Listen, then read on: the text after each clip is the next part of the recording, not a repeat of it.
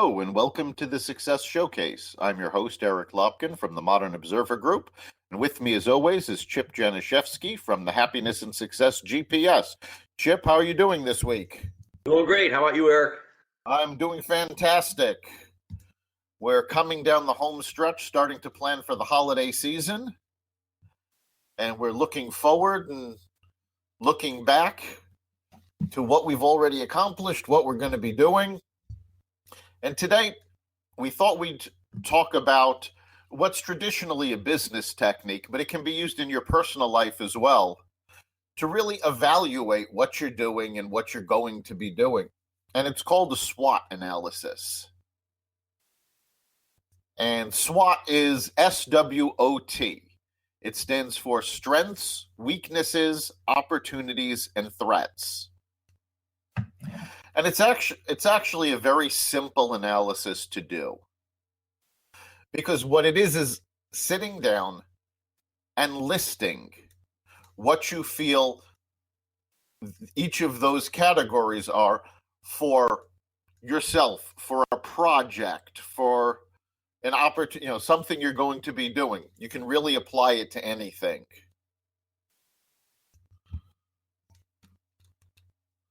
Yeah, and it's something that you really need to do. I mean, we've talked a lot about people just coasting day to day, going to work and so on and so forth. And it's so important to just sit back and work on your business. And the SWOT analysis is really, really the best way to do that and just list things. Because you look at the weaknesses, you look at the opportunities, you look at the threats, and those all provide things that you can work on to help make your business better, rather than just go in every day and float through what's going on. So it's a great exercise for business. Obviously, you need to do this if you're going to be getting a loan. It's a huge part of your business plan, and based upon what you come up with in your SWOT analysis, you will put together your strategic plan for your business. So really, really important thing to do, both for management purposes, financing, and it's also a good thing to do for yourself, looking in the mirror. Right. It's a great way to evaluate parts of your life. For example, your job. If you're not happy with your job, a great way to help decide if it's time to look for a new one is to do a SWOT analysis on your job. What are the strengths of having that job, the weaknesses, what opportunities there are? It's a really great evaluation tool. So we're going to go step by step on this. And the first step is to evaluate strengths. And this is the positive. This is what is great about you, your project, your business, whatever you're doing. What is it that this provides? And it's more than just a feature list. For example, if you're doing this for your business, the strength of your business is not just what it does. For example, using my company doing business coaching and consulting. A strength is the coaching that we're providing for our clients. Strength is also the flexibility we have. But this is just general. When you're dealing with strengths, you want to get as specific as possible. So when I would talk about the strengths of my business, it would be the strength of the Biznetics process, which is a proprietary process to us. You can't get that anywhere else. So that's a strength. That's something that only my company does. And that's really what you need to look at. When you're looking at what you bring to your job, if you're doing a SWOT analysis for that, you need to look at your strength as what do you bring to a situation that nobody else does. Yes, and if you are actually finding out that the job that you have right now isn't what you want to do, that's something that you need to look at as far as where can you apply your personal strengths. On the business side, this really is a logical follow-up to what we talked about last week, which is business development strategies and putting together all of your strengths and things like that to do your 30-second commercial, marketing materials, and so on and so forth. So a lot of your strengths, if you've done that job and you already have these materials done, if you look at your website or you look at the materials that you have, they're going to be listed right in front of you as far as what your corporate strengths are. And then obviously you're going to have your personal strengths, like your experience in the business, your connections. There's a lot of other things that go into that strengths category. But a good starting point is what you already have for your materials. All right. And you can always think of your strengths as those points that you are putting forward. You know, we always talk about putting your best foot forward. Your strengths are what you're putting forward. And you need to be very honest when you do a SWOT analysis. So if something's not really a strength, you know, there's the old cliche, everybody goes into an interview, yes, I'm a people person. Are you really good at relationships? Are you really good at dealing with people? If you're not really good at it, don't count it as one of your strengths. You have to be brutally honest when you're coming up with the items on each of these lists. And a lot of times the generic things like, you know, people person and service oriented and so on and so forth.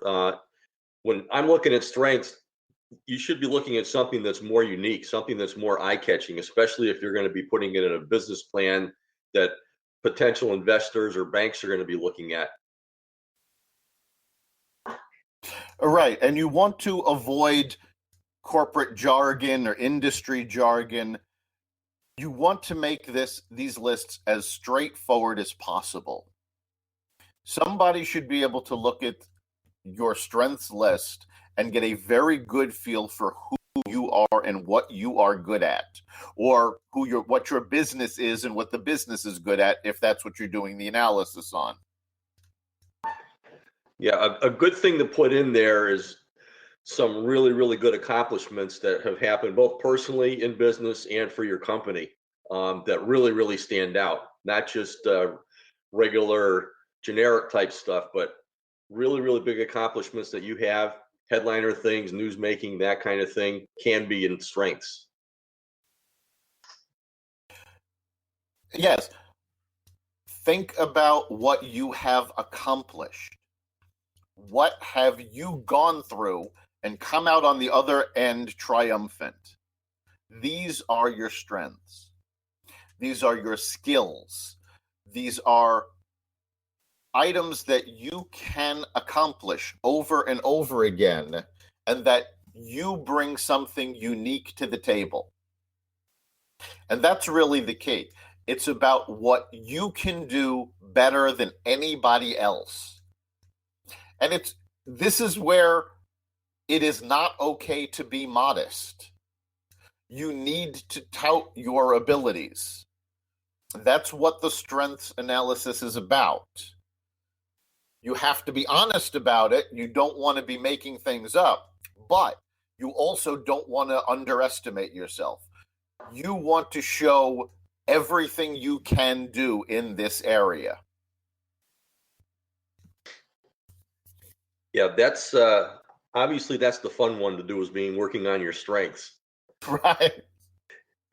So, and of course, the second aspect of this is your weaknesses.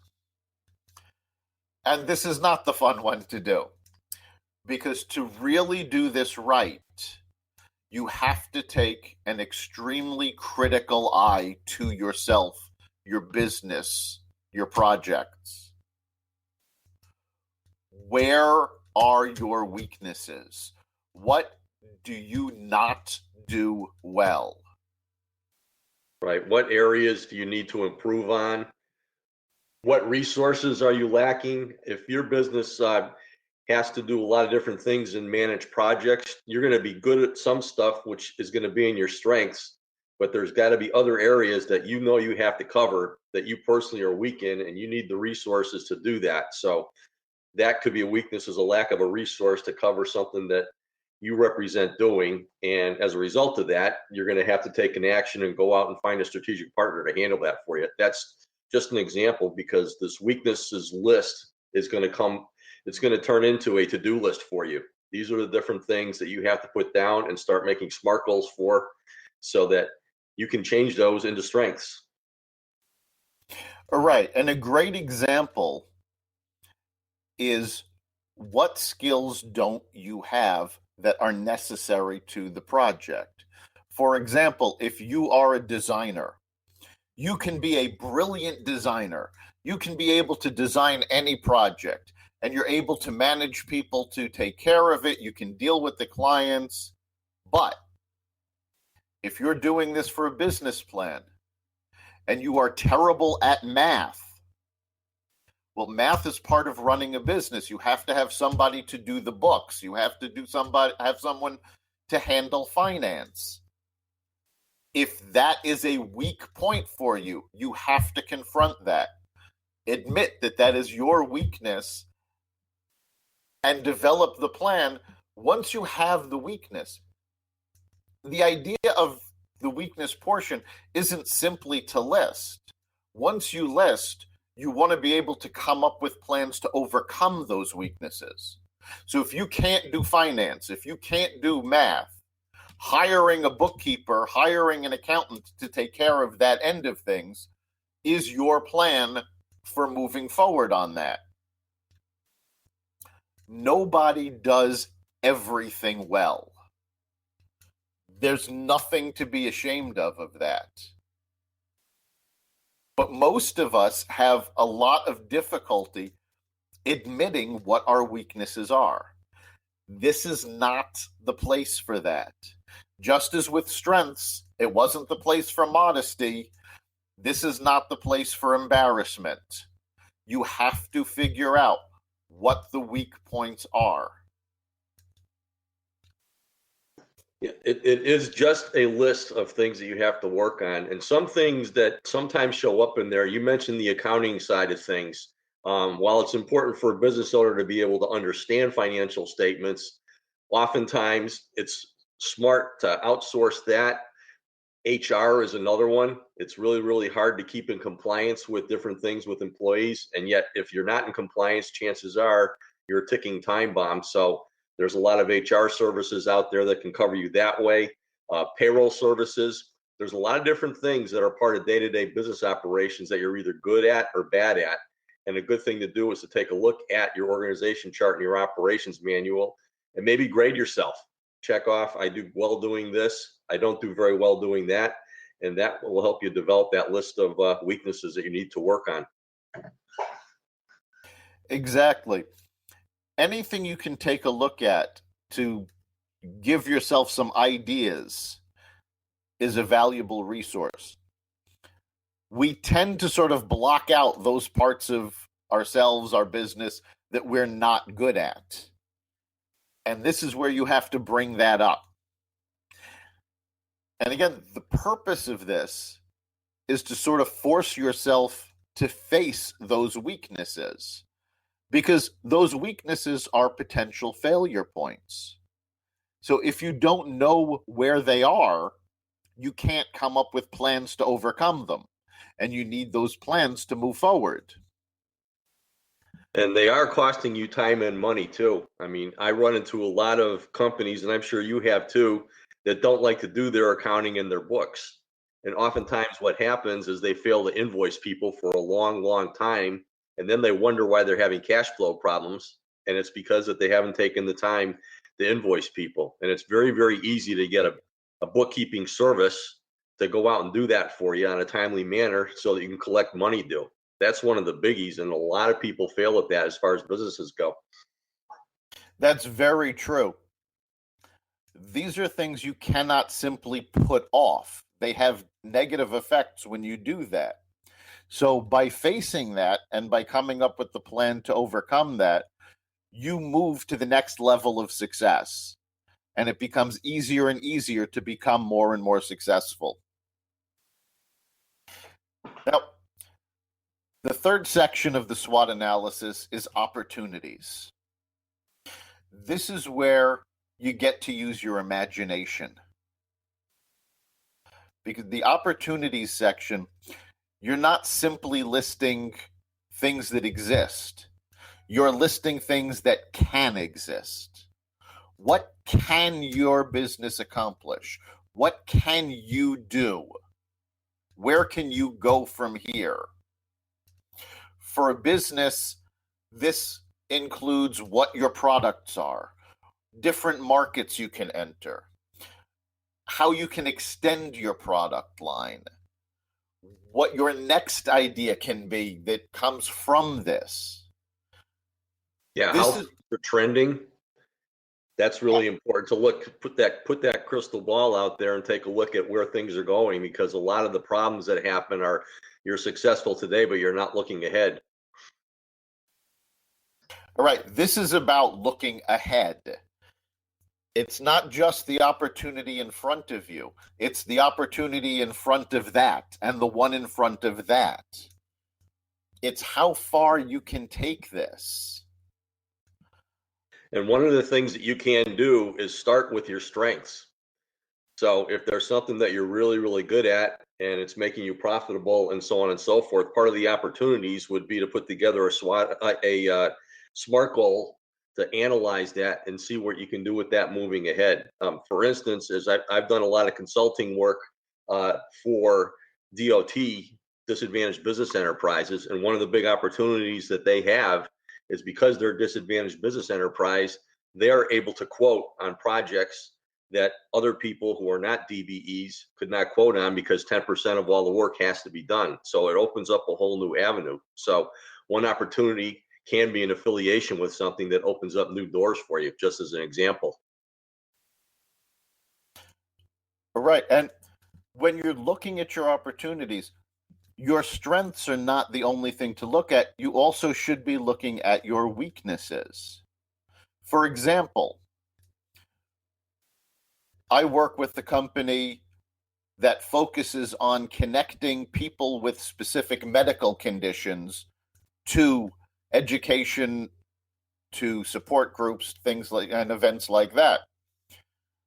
Well, in doing a SWOT analysis to start with, the founders of this had to include the weakness that the person who had the idea for this has multiple sclerosis. And there are weaknesses that come with that. There are days that he cannot work because he's too weak. There are limits to what he can do. So that all goes under weaknesses. The opportunity for that, however, is that he knows the MS community better than most people because he's part of it.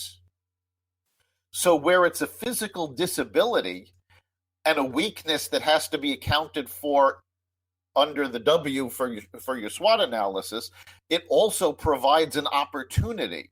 Well, how can we reach this audience? Yeah, especially, I know the person you're talking about, and what you two have put together for this is just absolutely amazing. And it's just a whole lot of awareness and a lot of information and so on and so forth. And one of the nice things about a great cause like that is that it is a great cause. So you automatically have people that are going to be interested in wanting to help you out, as opposed to just furthering your own business interests. He's benefiting thousands, millions of people that have this same problem. And it's just amazing what you folks have done with that.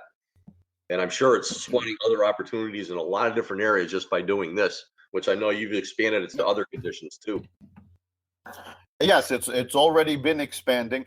And that's something else. It's who is your business touching? Who are you touching with what you're doing? Because there's more to something than just putting out a product, putting out a service, getting paid for it. People are affected by what you do. Whether it's a specific audience, like people with disabilities, whether it's, simply filling a need that nobody else filled before. Because you are doing this, that the opportunity tends to grow, because people then will come to you as the person that solved that problem with other things that you can do and other opportunities. And that's what this section is all about, is finding those opportunities and seeing how you can grow. And that's really the key to this section, is growth. It's about how your business can grow. It's how you can grow as a person. Yeah, it's taking a look at what you're doing right now and seeing if there are new target audiences that you can reach. Are there related products and services that you do right now that is an opportunity for your business to grow in? What are you most profitable in right now? And are you just tapping that market, or is that market huge out there? And should you refocus your efforts to do that? That's what this is all about. But obviously, the world is full of opportunities, and you and I are firm believers and preachers that there is no lack out there for those who work at this. Right. There is always opportunity to be had. You just have to look for it. And again, that's what this part of the analysis is for. Finding those opportunities and stretching yourself to see what opportunities you might not have thought of that this can bring to you. So after your opportunities, we come to the fourth section of the analysis, and this is threats. And in the threats section, there's a couple of things you need to look at. The first is what can go wrong. You need to figure out what problems there are, what can happen. The second thing you need to look at is who your competitors are. Who else is doing this and how that's going to affect you. Yeah, for the competitor side of things, obviously there's things such as pricing and saturation and so on and so forth. And you can learn a lot by keeping on top of what your so-called competitors are doing. And a lot of times what you can do is take what they are doing and turn it into an opportunity yourself. All right. You also have to look at what your potential partners are doing. And I'll give you the best example I have of this is the bookstore Borders, which is now out of business. Back in the late 90s, they did a SWOT analysis, and they found that one of their weaknesses, a major weakness for them, was online sales. They had no expertise in doing online sales. They had no knowledge of how to market online, and that was really big in the late 90s. So what did they do? They decided they would bring on a partner that knew about creating online stores, that was already good at it, and Borders partnered with Amazon. And Amazon essentially just took Borders' business. They took all of the online sales from Borders, and Borders ended up not being able to recover from that and eventually went out of business. So you need to take a good hard look under threats. What can go wrong? How are you trying to overcome your weaknesses? What can go wrong with that? Who else can take advantage of your strengths? And who else is going to try to jump on your opportunities? When you're putting together a business plan for investors, one thing they like to see is something they refer to as a moat, which is how difficult are you making it for somebody else to get into your business? So if you're the first person doing this, they want to make sure there's a barrier to entry for the second person. It needs to be hard for someone else to get in. If it's not, that's a big threat. There's also who else is in the marketplace or who can get into the marketplace. Going back to Amazon, Amazon is considered a threat for multiple businesses, even though they're not in that business now. A report came out just a few days ago that CVS, the pharmacy company, is putting together plans to produce same-day delivery for prescription drugs, and in rural areas where they're not close by, next-day delivery. And the whole reason for this is there's a rumor. We don't even know if it's true or not, but there's a rumor that Amazon is going to get into selling prescription drugs. So you need to be able to see what's going on and what potential threats are on the horizon. Yeah, Amazon is it's almost a threat to everybody out there. It's now they're into the fresh foods markets and a whole bunch of other things too. But you're absolutely right. You have to take a look at all the different angles of your business and make sure that you have the scenarios covered, all the if-thens. And that's what this really analyzing these threats are all about. All right. And it's also about what can happen.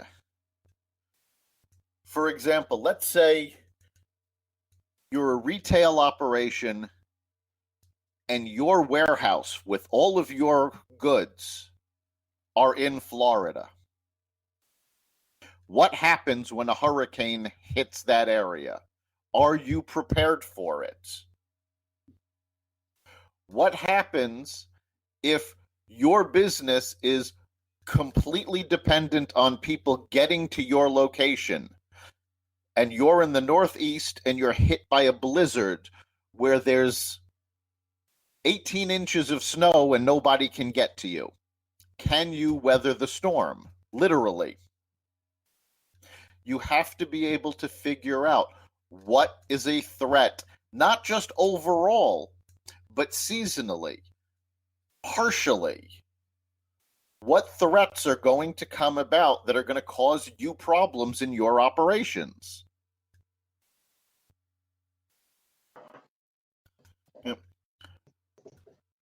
If you're an online business, what happens if internet access goes down? What happens if your server crashes? These are the types of things you need to look at. So by addressing them, you come up with a plan to make sure that whatever happens as a result of that is as little as possible as far as damaging your business. All right. This is about putting together contingency plans. What happens if these threats materialize? And the more you're prepared for them, the easier they are to deal with, and the less impact they actually have. So we're actually coming up on the end of our time. Chip, what do you think is the big takeaway that our listeners should have from this? The SWOT analysis, again, strengths, weaknesses, opportunities, threats, is a simple tool that you can use very, very powerfully, not only for your business, but for your life. So it's really, really important to step outside the box and work on both your business and yourself. Absolutely. Something else I want our listeners to take away from is the key to a SWOT analysis is that the whole is greater than the sum of its parts. Each list that you're putting together is important. It's what you learn from the combination of lists that really propels you to success. So you need to go through the entire analysis and be brutally honest. You've been listening to the Success Showcase. You can catch us every week at blogtalkradio.com/Success Showcase, or you can catch us on the iTunes Store, the Apple Podcasts app, or anywhere podcasts are found. Remember, make this your best week ever and make next week even better. See you then.